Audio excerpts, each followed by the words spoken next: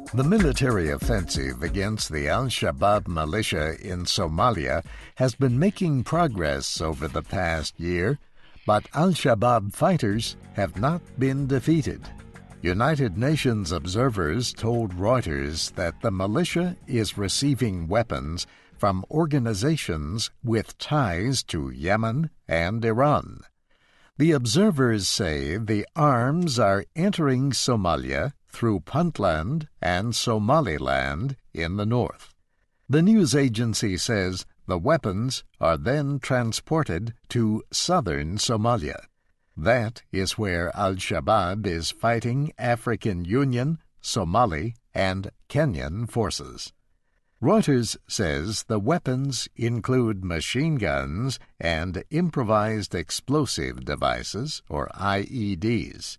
It says the weapons were made in Iran and North Korea. Jonah Leff is with an independent research project called the Small Arms Survey. Most of the new weapons that are entering the Horn are in fact coming into Somalia. Jonah Leff says many of the weapons are coming from Yemen. He says the arms flow is not the work of the Yemeni government, but he accuses security officials in both Yemen and Somalia of working together. He says most of the arms activity is in northern Puntland, where ships bring weapons to small ports along the coast. He also says he cannot confirm that some weapons arriving in Somalia were made in Iran. But we do know that there is a close link between Iran and the Houthi rebels in Yemen.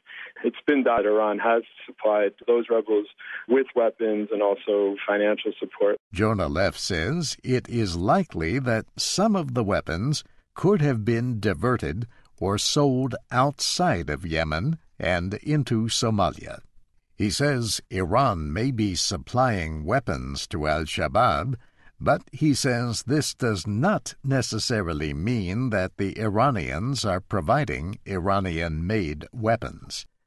The United Nations Security Council is expected to talk about the situation in Somalia over the next several weeks.